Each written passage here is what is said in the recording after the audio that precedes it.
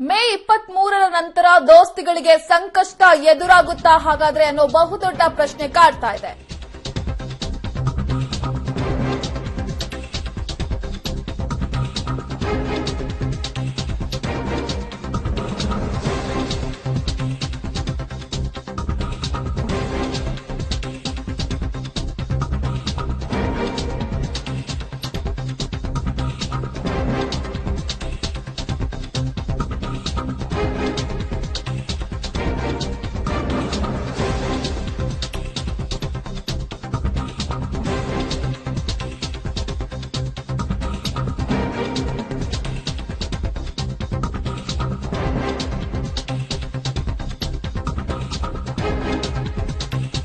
Public ಟಿವಿಗೆ ಸ್ಫೋಟಕ ಸತ್ಯವನ್ನ ಬಿಚ್ಚಿಟ್ಟಿದ್ದಾರೆ ಬಿಜೆಪಿ ರಾಜ್ಯಾಧ್ಯಕ್ಷ ಯಡಿಯೂರಪ್ಪನವರು. ರಮೇಶ್ ಜಾರಕಿಹೊಳಿ ರಾಜೀನಾಮೆ ಕೊಟ್ರೆ ಮೈತ್ರಿ ಸರ್ಕಾರಕ್ಕೆ ಹಾಗಾದ್ರೆ ಕಂಟಕ ಎದುರಾಗುತ್ತಾ?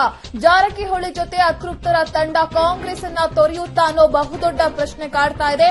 ಹಾಗಾದ್ರೆ ಮೇ 23ರ ಬಳಿಕ ಮತ್ತೊಂದು ಆಪರೇಷನ್ ರಾಜ್ಯದಲ್ಲಿ ಆಗುತ್ತೆ. ಎಲೆಕ್ಷನ್ ಹೊತ್ತಿನಲ್ಲೇ ಸಾಕಷ್ಟು ಬೆಳವಣಿಗೆಗಳು ರಾಜ್ಯ ರಾಜಕೀಯದಲ್ಲಿ ಆಗ್ತಾ ಇದೆ.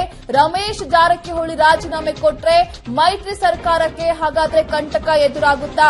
ಒಂದು ವೇಳೆ ಕಂಟಕ ಎದುರಾದ್ರೆ ಯಾವ ರೀತಿ ಎದುರಾಗಬಹುದು? ಇಲ್ಲಿ ಒಂದಷ್ಟು ಬೆಳವಣಿಗೆಗಳು ಇವತ್ತು ಆಗಿದ್ದಾವೆ. ಮೇ 23ರ ಬಳಿಕ ಮತ್ತೊಂದು ಆಪರೇಷನ್ ಆಗುತ್ತಾ ಅನ್ನೋ ಬಹುದೊಡ್ಡ ಪ್ರಶ್ನೆ ಕಾಡ್ತಿದೆ.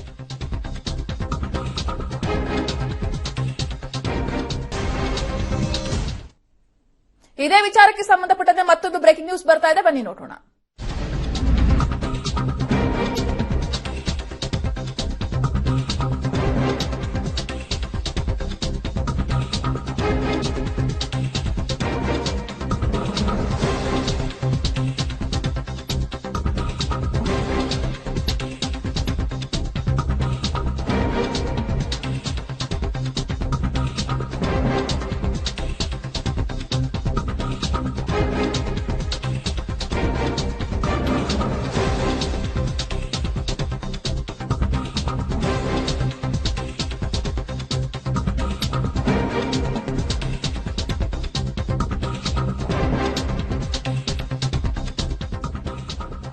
ಬಿಜೆಪಿಯ ಸಂಪರ್ಕದಲ್ಲಿ ಕಾಂಗ್ರೆಸ್ನ 20 ಶಾಸಕರು ಇದ್ದಾರೆ ಅನ್ನೋ ಒಂದು ಮಾತನ್ನ ಯಡಿಯೂರಪ್ಪನವರು ಹೇಳಿದ್ದಾರೆ. ಬಿಜೆಪಿ ಸಂಪರ್ಕದಲ್ಲಿ ಕಾಂಗ್ರೆಸ್ನ 20 ಶಾಸಕರು ಹಾಗಾದ್ರೆ ಇದ್ದಾರಾ?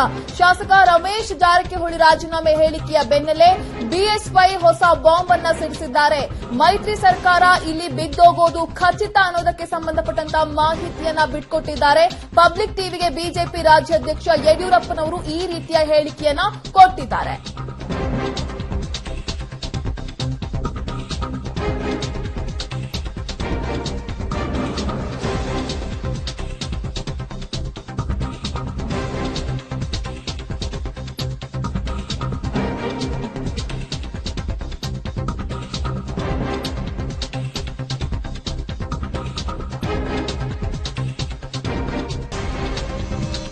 ಯಡಿಯೂರಪ್ಪನವರು ಬೆಳಗ್ಗೆ ನಮ್ಮ ಪಬ್ಲಿಕ್ ಟಿವಿ ರಿಪೋರ್ಟರ್ ಜೊತೆ ಮಾತನಾಡಿದ್ರು. ಹಾಗಾದ್ರೆ ಏನ್ ಹೇಳಿದ್ರು ಬನ್ನಿ ಕೇಳೋಣ.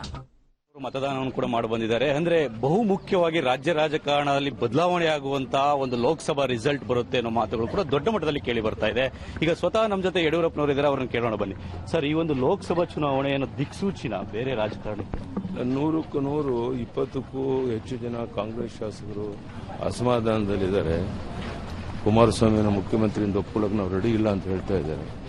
ಇದೆಲ್ಲವೂ ಸಹ 100ಕ್ಕೆ 100 ನಾವು ಕರ್ನಾಟಕದಲ್ಲಿ 22 ಲೋಕಸಭಾ ಕ್ಷೇತ್ರ ಗೆಲ್ತೇವೆ. ರಾಘವೇಂದ್ರ 1.5 ಲಕ್ಷಕ್ಕಿಂತ ಹೆಚ್ಚಿನ ಅಂತರದಲ್ಲಿ ಗೆಲ್ತಾರೆ. ಅದಕ್ಕಾಗಿ ನಾನು ಮತದಾರರಲ್ಲಿ ಕೈ ಜೋಡಿಸಿ ಪ್ರಾರ್ಥನೆ ಮಾಡ್ತೇನೆ, ದಯಮಾಡಿ ಬಿಜೆಪಿಯ ಕಮಲದ ವೋಟ್ ಕೊಟ್ಟು ದೇಶ ಕಂಡದ ಅಪರೂಪದ ರಾಜಕೀಯ ಭವಿಷ್ಯದಲ್ಲಿ ಮೋದಿ ಅವರಿಗೆ ಬೆಂಬಲವನ್ನು ಕೊಡಬೇಕು ಅಂತೇಳಿ ಕೈ ಜೋಡಿಸಿ ಪ್ರಾರ್ಥನೆಯನ್ನು ಮಾಡ್ತೇನೆ.